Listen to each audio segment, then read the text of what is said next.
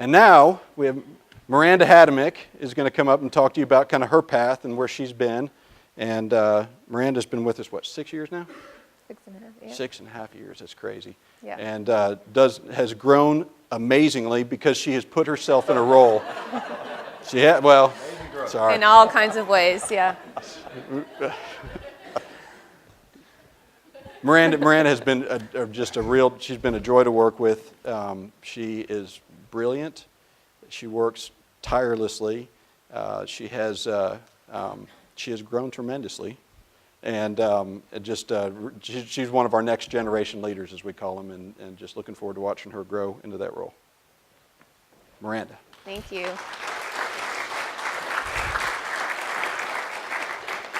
Thank you, Peter. I am honored to be here today. I guess I should start with howdy. When in Aggie land, and I'm honored to sit on the stage with this group of people. It's a joy to get to work with them every day, and to be back in Aggie land is great, and hopefully something that one of us says impacts you guys and helps you in your decisions that are coming up here as you finish up your grad school programs and head on into the real world. So I am a marketing undergrad, class of '06, and MRE graduate of 2008. Here's some throwback pictures. Threw some golf pictures in there because, just kind of had to. But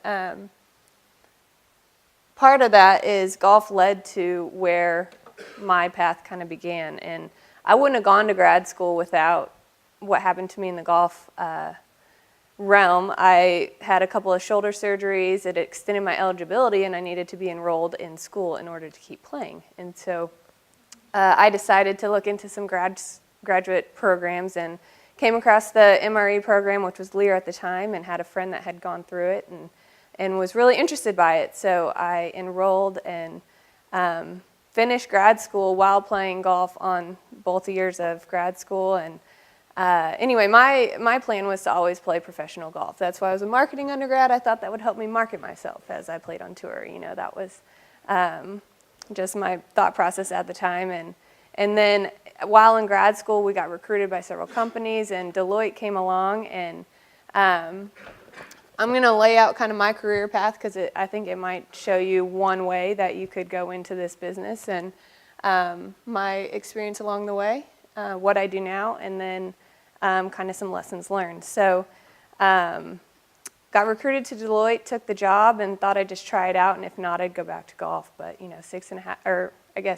8, 9 years later, I'm still here. So at Deloitte, I learned a ton.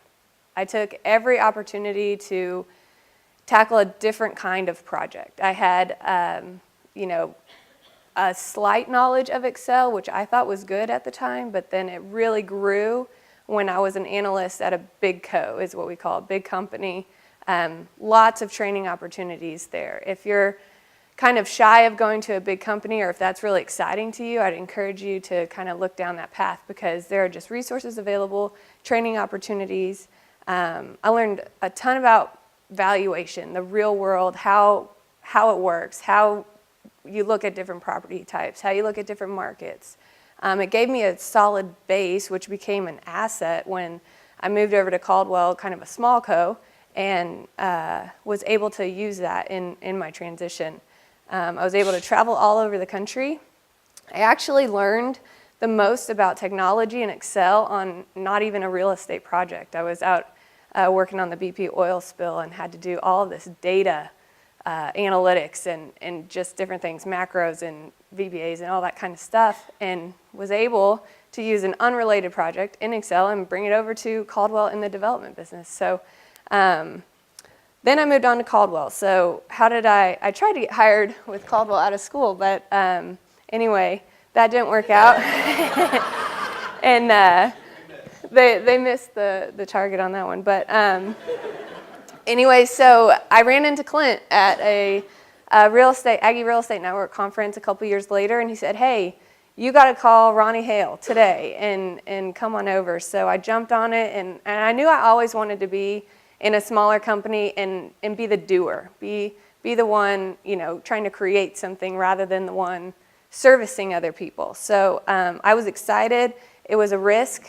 I was safe in that spot at Deloitte, and I had a path, and they were trying to get me to stay, and I just decided that, you know, sometimes God has other plans. He opened a door, I'm going to take it. So at that time, I think I was the quickest hire in Caldwell because they had an empty spot that needed to be filled, which is kind of rare in the development business, just as a note.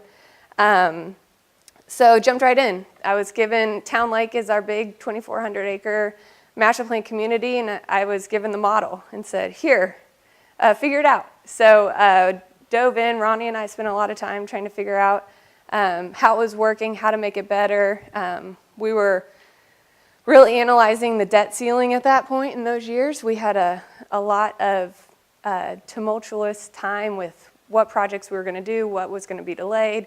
We redid the model 18,000 times because there were all these different scenarios that could or would happen, and we are actually trying to get it refinanced at the time, so just a lot of work. But I learned so much in that. I'd never seen a residential deal. I'd only worked on commercial deals at that point, so it was really cool. I built my home in the model is what we call it, and then Spencer came along and he built his home in the model. And so anyway, they're just kind of funny things we say. I learned waterfalls and debt, which a lot of times you get to the cash flow level here and you don't learn below that. So you really learn as you come into a small co to have the investor mindset rather than just here's the valuation mindset, here's what this is worth or could be worth, or here's the market numbers. You get into the real numbers and how does this pan out over time, and what are the returns to the people that I'm stewarding their money, and are we doing a good job, and could we be doing better, and you're always reanalyzing every deal. So anyway, that was kind of my first couple years, and then my piece of the business now, people ask me what I do all the time, and it's kind of a hard question to answer because in a small company you just wear so many hats, which is so fun because it's just different every day. I'm excited about what I do. I love it. I'm excited to talk to you guys about what we do. I think it's fun, it's creative, it's hard. Things change all the time.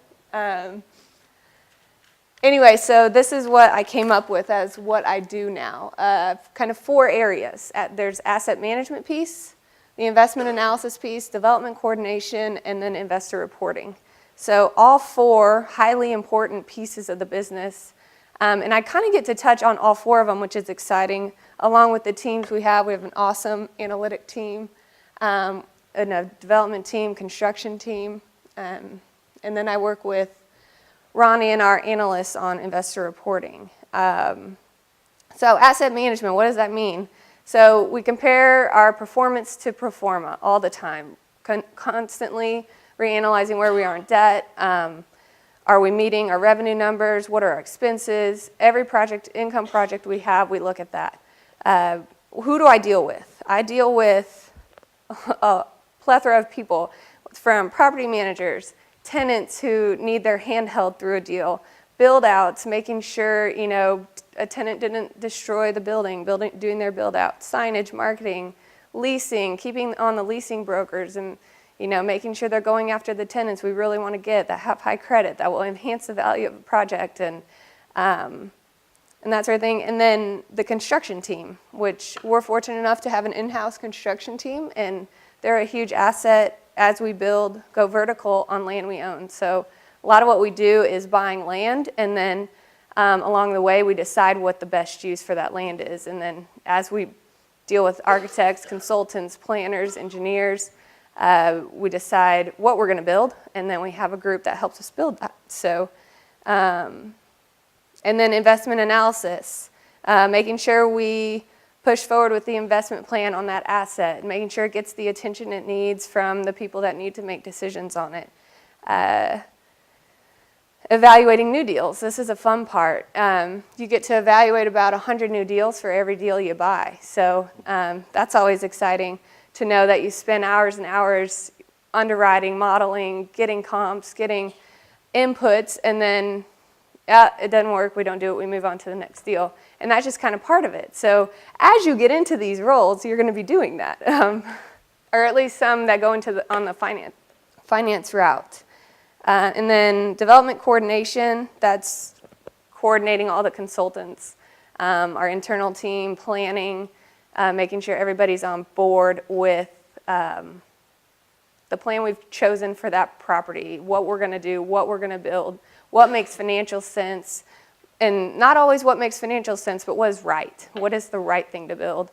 We talk about that a lot, and we have a lot of fun meetings about that. And then investor reporting.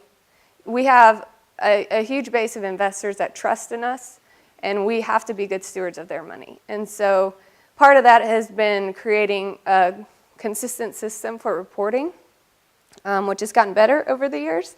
We have over 38 partnerships right now and for all of our deals, and we try to keep a running list of our current asset base, which is fun to look at the history that E's gotten to dig into lately. And I think Clint started it, I continued it, and I think E finally finished the historical history of Caldwell companies and the returns over time, which was a really fun project to do. Anyway, that's kind of gives you an idea of what I do, and maybe that gives you an idea of what you might want to do or a direction you might want to go. And my encouragement is going to be in the lessons learned. And that's be open. You don't know what's going to come up. You don't know, you may not get the perfect job straight out of school. It may not sound that glamorous, or it may, not line up with exactly what you had planned, but you can learn something great from any opportunity and just make the best of it. Allow God to move. Allow God to use you and your giftings and what you've chosen to do. Know your place and act appropriately. This one I love because it's know when to speak and when to stay quiet. You've got a lot of knowledge coming out of school, but not that much. So I just think, you have a lot of value to add, but I would say the next one is be coachable, be a sponge. Listen, learn, really take every opportunity to go to every meeting and meet different consultants or engineers or leaders. Just learn from them. Acknowledge your mistakes and acknowledge them quickly. Fess up when you've got a bust in a model, or you presented something and you figured out it wasn't quite right. But make sure and learn from that mistake. And try not to repeat it. Work hard. I feel like this is a given, but often gets forgotten, that things don't just come to you. You've got to put the work in. And then, like Fred and Peter said, build others up, unite your team. Be the one that's giving to others instead of just trying to push yourself through the path that you want to be on. And I think with that was record timing, right? All right.